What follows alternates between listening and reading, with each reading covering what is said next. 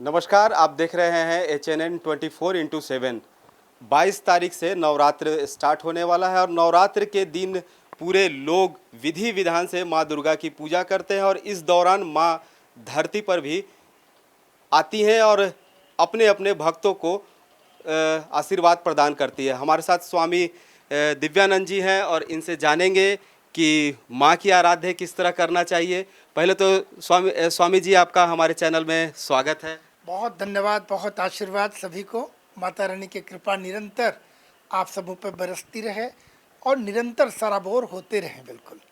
माँ का नवरात्र अब स्टार्ट होने वाला है। नवरात्र में विधि विधान के साथ लोग पूजा करते हैं, तो लोगों में ये उत्सुकता रहती है कि हम किस तरह पूजा करें, कैसे पूजा करें।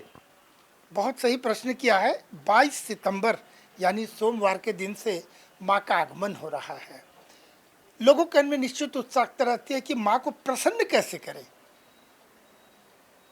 देखिए, दो पक्ष, अगर धार्मिक पक्ष लेते हैं, सांसारिक व्यक्ति को लगता है माता की प्रसन्नता के लिए हम ऐसी कौन सा भोग, कौन सा पुष्प चढ़ाएं, और हमारे ग्रंथों में, पुराणों में विचार भी है कौन सा पुष्प नहीं चढ़ाना चाहिए, कौन सा पुष्प माँ को विशेष प्रिय है, कौन सा भोग लगाना है, कैसे पूजा करनी है। मैं इसे बिल्कुल थोड़ा एक शॉर्ट में बोलूँगा कि देखिए, षोडशोपचार पंचोपचार विधि से पूजन करना ये हमारा शास्त्र कहता है। यथासंभव आपसे जो बन पड़े करें। और जब हम धार्मिक पक्ष, सांसारिक जीवन की बात करेंगे तो कई प्रकार की बातें हैं। मैं उससे हट के बोलना चाहूँगा। पत्र पत्रिकाओं में, टीवी प्रोग्राम में, आपके पुस्तक में कई जगह आपको मिलेंगे पूजन विधि, बड़ी सामान्य है। लेकिन मैं उससे हट के बताना चाहूँगा, क्योंकि ये सामान्यतः भक्तों का ये प्रश्न भी होता है कि महाराज जी आप इस बात को बताएं। हाँ, चाहे विभिन्न चैनलों पे, चाहे जहाँ भी हो, तो मैं इस बात को बताना चाहूँगा कि सबसे पहले मैं बताना चाहूँ कि माँ को क्या अर्पित करें। क्या अर्पित करना, मैं तो बोलूँगा हम कर क्या सकते हैं। ये सारा संसार, ये सारी सृष्टि, और ये यहाँ तक कि हमारा श्वास भी, ये सारा रिमोट तो माँ के हाथ पे। हम क्या कर सकते हैं। किंतु है तेरा तुझको अर्पण। आपके ही बागीचे से दो फूल निकाला और आपके चरणों में समर्पित कर दिया। कहीं लगता, कहीं ये भाव भी है, श्रद्धा भी है, दूसरा पक्षी थोड़ी चालाकी भी है। हमने दिया क्या, आपके ही बागीचे से, आपके पॉकेट से कुछ पैसा निकाल के, आपके ही खर्च के आपको मैंने चाय नाश्ता करा दिया। तो ये थोड़ी हास्यास्पद लगती है कहीं ना कहीं। मैं सामान्य हट से हट के बोल रहा हूँ, ये थोड़ा सामान्य लाइन से हट के है, क्योंकि मैं थोड़ा आध्यात्मिक पक्ष को ज़्यादा बताना चाह रहा हूँ। जी, विधि तो रहता है, आपने ठीक ही कहा है कि विधि जो रहता है वो तो लिखा हुआ सभी जगह है, लेकिन जो आध्यात्मिक तौर पर देखा जाता है उसको कैसे करना है। बिल्कुल बिल्कुल बिल्कुल, बहुत सही आपने कहा। देखिए, ऐसा है ना, अगर हम कहें तो एक पक्ष है कि हम भगवान को दे क्या सकते हैं। बाग बगीचे में गए या पुष्प की दुकान पे गए, पता चला सारा निकल गया, समाप्त हो गया, अब तो है नहीं, बचा नहीं, आप तो लेट कर दिए। आप अपने छत पे जाते हैं, बागीचे पे जाते हैं, आंगन में जाते हैं, और किसी पौधे से जो कल सोच के रखा था, इस अड़हुल के पुष्प को माँ के चरणों में लगाऊंगा कल सुबह, रात को देखा सुबह पुष्प नहीं मिला किसी कारणों से, क्या करेंगे फिर तो व्यक्ति, वो भक्त बिल्कुल रो जाएगा, मन कचोट जाएगा, अब क्या चढ़ाऊँ। तो मैं एक बड़ा सरल उपाय बता रहा हूँ। देखिए, सरल कह देना बड़ा सरलता है, किंतु उस सरलता को प्राप्त करना बहुत कठिन है। एक भक्त अपने आप को कैसे सरल बनाए और उस सरलता से, सहजता से माँ के चरणों तक कैसे पहुँचे। इस सरल भाव से यदि कहे कि मैं अपने हृदय को माँ के चरणों में समर्पित कर दिया। क्यों, ये शरीर भी हमारा नहीं है, शरीर पर अपना कोई आधिपत्य नहीं है, स्वामित्व नहीं है। कोई व्यक्ति हो सकता है 2 घंटे के बाद वो ना रहे, तो फिर शरीर पर भी अपना स्वामित्व, नियंत्रण नहीं है। तो क्या, निश्चित रूप से कह सकते हैं कि हमारा हृदय वही हमारा, उस पर हमारा स्वामित्व है। हमारा मन, हमारा चित्त, हमारा हृदय, ये तो हम माँ को समर्पित कर सकते हैं। और माँ को चाहिए क्या, माँ तो हमें सब कुछ दे रही है। संपूर्ण ब्रह्मांड, सारी सृष्टि, ये हमें उपभोग करने के लिए दी है, और उसमें हम आनंद में हमेशा वशीभूत रहते हैं। तो अपने हृदय को माँ को समर्पित कर देना भक्ति भाव से। बस माँ चरणों, बस मेरा हृदय को, मेरी समर्पण भाव को माँ स्वीकार कर लो। अगर माँ स्वीकार कर लेती तुम धन्य धन्य कृत्य कृत्य हो जाते हैं। तो ये सरलता सबसे बड़ी चीज़ है। अवश्य बात करेंगे कि जो सामान्य लोग के मन में आती है कि 9 दिन में भोग लगाए, तो मैं ये भी बताना चाहूँगा कि 9 दिन में अलग अलग दिन अलग अलग भोग लगते हैं। अलग दिन, जैसे नवरात्र में 9 दिन है तो 9 दिन में अलग अलग दिन भोग लगाने के विधान है। प्रतिपदा को क्या लगाएं, द्वितीया को क्या लगाएं, पंचमी को क्या लगाएं, नवमी को क्या लगाएं, इसकी भी हम चर्चा करेंगे। लेकिन जो सामान्य रूप से जो बात पता है, एक भक्ति भाव, माँ को अपनी भक्ति, अपने हृदय समर्पित कर दें, बस माँ बिल्कुल चाहिए। माँ को चाहिए क्या? बहुत कुछ आडंबर में, बहुत पैसे के साथ, बहुत सामग्री के साथ यदि हम दे भी दें, भाव नहीं है तो कोई फायदा नहीं। इसीलिए कुछ ऐसे हैं जो दीनहीन कुछ लोग हैं जिनके पास कोई उपलब्धता नहीं है, आर्थिक रूप से संपन्न नहीं भी होंगे, उन्हें भी अधिकार उतना ही है कि माँ का आशीर्वाद उन्हें भी मिले और संपूर्ण रूप से मिले। और माँ के दरबार में तो कोई अमीर गरीब कोई नहीं, सभी संतान उनके लिए सभी एक हैं। तो उस भाव से हृदय कमल को समर्पित कर दें, सब कुछ मिल जाएगा।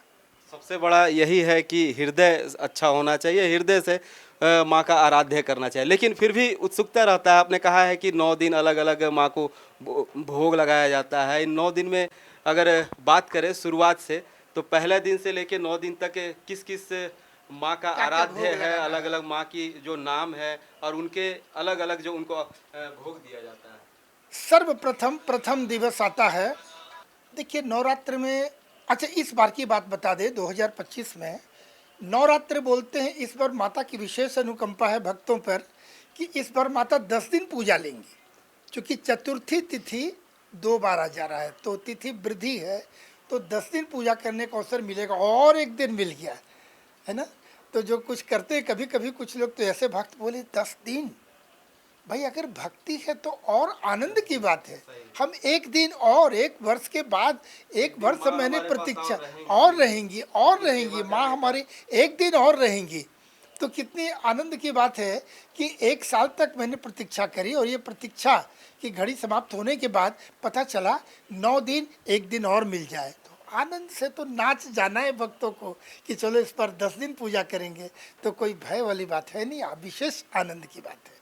लेकिन तिथि का जो पूजा होगा वो तिथि के अनुसार ही होता है, जब वो समय होता है पंचांग के अनुसार। तो प्रथम शैलपुत्री, प्रथम दिवस आपने पूछा नाम भी, तो प्रथम शैलपुत्री, माता शैलपुत्री को सबसे पता घी निवेदित करते हैं प्रथम दिन भोग में। मैं बता दूं, जो भी पुष्प चढ़ाना है, जो भी आपको व्यंजन चढ़ाने हैं, ऋतुफल चढ़ाने हैं, वो करते रहें, किंतु माता शैलपुत्री के नाम पर प्रथम दिवस घी अवश्य निवेदित करें, तो पहला दिन घी चढ़ाएंगे। उसी प्रकार से द्वितीय ब्रह्मचारिणी, दूसरे दिन माता ब्रह्मचारिणी है, तो माता को उस दिन शक्कर लगाते हैं, जो आज के समय में मिश्री भी कहते हैं। किसी किसी प्रदेश में देखा गया शक्कर का अर्थ भी लोग थोड़े समझने में गलत करते हैं, उपलब्धता भी कमी रहती है। चीनी बिल्कुल नहीं, मैं बता दूं चीनी में शुद्धता नहीं है, यदि करना है तो मिश्री।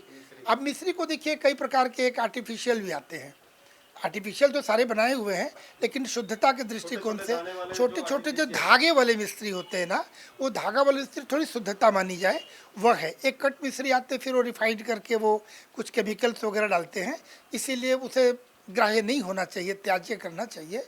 तो धागे वाली मिस्री ली जाए, या अगर शक्कर मिल जाए शुद्ध शक्कर तो वो बेस्ट है। उसी प्रकार से फिर माता को हम लोग तृतीय दिवस में दूध चढ़ाते हैं, तीसरे दिन दूध का भोग लगाएं। उसी प्रकार से चौथे दिन मालपुआ चढ़ाते हैं माता को, 5वां दिन केला चढ़ाते हैं, छठे दिन शहद लगाएंगे, शहद का भी भोग लगाएंगे। उसी प्रकार से 7वें दिन गुड़, 8वें दिन नारियल। ये तो बड़ा सामान्य है, क्योंकि महाअष्टमी की पूजा माताएं करती हैं, बहनें करती हैं, तो नारियल उन्हें सभी को ज्ञात है कि नारियल उस दिन अवश्य चढ़ता है। तो फिर भी मैं बताऊं, जब पूरे सीरियल की बात कर रहे हैं तो उस दिन नारियल चढ़ाएंगे। और नवमी को चने का भोग, यानी चने का कुछ व्यंजन बनाकर भी कर सकते हैं। और उस दिन जो ये पूजा जो करते हैं ना, हाँ, और 9वें दिन की बात करें तो चने का, मैं पुनः बताऊं, जो भी ऋतुफल है, जो व्यंजन है, ये सारी चीज़ होंगे, किंतु 9 दिवस के लिए आपको अलग अलग भिन्न भिन्न चीज़ बताया, जिसमें ये मान सकते हैं मानव भाव जो सांसारिक व्यक्ति के मन में लगे कि फिर भी माँ को एक प्रोटोकॉल है कि कैसे पूजा करें। तो वो चीज़। और अंदर डूबने की बात मंत्र के साथ में माँ को ध्यान में जितनी ज़्यादा, मुख्य बात ख्याल रखना है कि नवरात्र के दौरान जैसे ही नवरात्र में हम प्रवेश करते हैं, अनर्गल वार्तालाप, यथासंभव कम बोलना, अल्पभाषी अल्पभोजी, संभव हो तो भूमि शयन, सारी प्रकार की आप बात समझ जाए मेरे इशारा, कितने संयमित रख सकते हैं आप अपने मन को, शरीर को, दसों इंद्रियों को, मन बुद्धि अहंकार। मैं पुनः बता दूं, 5 इंद्रिया 5 ज्ञान इंद्रिया, 5 10 कर्मेंद्रियां, मन बुद्धि अहंकार, इन 13 चीज़ों पर नियंत्रण रखकर आप भूमि शयन करेंगे। यथासंभव अल्प भोजन अल्पभाषी होकर ज़्यादा से ज़्यादा समय मानस पटल पे माँ को अंकित करें, उनका विराजमान करके उनका दर्शन करते रहें। बोलकर या बिना बोले मौन में भी, यानी मानसिक चाप भी, ओम ऐं ह्रीं क्लीं चामुंडाय विच्चे, ओम ऐं ह्रीं क्लीं चामुंडाय विच्चे, आह्लादित भाव से माँ हमारे हृदय में विराजमान है। इस भाव से इतराते हुए, इठलाते हुए, अंदर से प्रसन्न चित्त होकर कि माँ तो अंदर में मेरे विराजमान है, और फिर मैं कैसे खुश न हूँ जब माँ यहाँ विराजमान है, तो ये मेरा मन मंदिर और इस मंदिर का पुजारी मैं, तो माँ तो अब तो मेरा जीवन धन्य हो गया।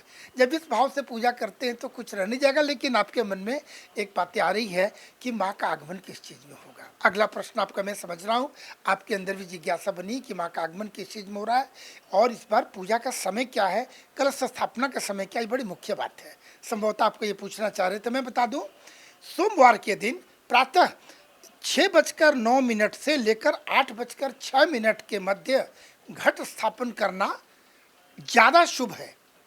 कभी किसी कारणवश लोग समय नहीं कर पाते हैं, किसी का कार्यालय है, कोई बाहर निकलना पड़े यात्रा में, कई कारणों से, तो अभिजीत मुहूर्त में किसी भी प्रकार का दोष नहीं लगता है। वो लगभग 1 घंटे का मोटा मोटी समय होता है, लगभग प्रायः दिन रहता है। ये 11:49 में लगेगा पूर्वाहन, जो कि 12:38 के मध्य, 11:49 से 12:38 के मध्य अभिजीत मुहूर्त किसी भी स्थिति में कर ले। वैसे मैं बता दूं, प्रतिपदा सारा दिन संध्याकालीन तक रहेगा, निसंकोच कर सकते हैं। फिर भी लोग समय जानना चाहते हैं। और सबसे अंतिम बात, माँ का आगमन मैं इसे बचा के रखा था कि अंत में बोलूं, अंत भला तो सब भला। तो माता का आगमन इस बार हाथी पे हो रहा है, गज में। और ये भी बताऊं, अगर माता हाथी में आती है, सुख समृद्धि ऐश्वर्य लेकर अपने भक्तों को देके जाती है। तो आपने सुना कि स्वामी जी ने जो माँ का आराध्य है, माँ की आराध्य की पूरी विधि विधान से बताया है, और ख़ासकर इन्होंने यह भी कहा है कि जो अपना हृदय है वो हृदय साफ होना चाहिए, तभी माँ प्रसन्न होती है, और हृदय से उन्हें याद करना चाहिए। आशा करेंगे कि आपने भी इसे समझा होगा और माँ की आराध्य जो नवरात्र में है वो ज़रूर करेंगे। रांची से HNN के लिए अपने सहयोगी कौशल नारायण के साथ जयंत कुमार।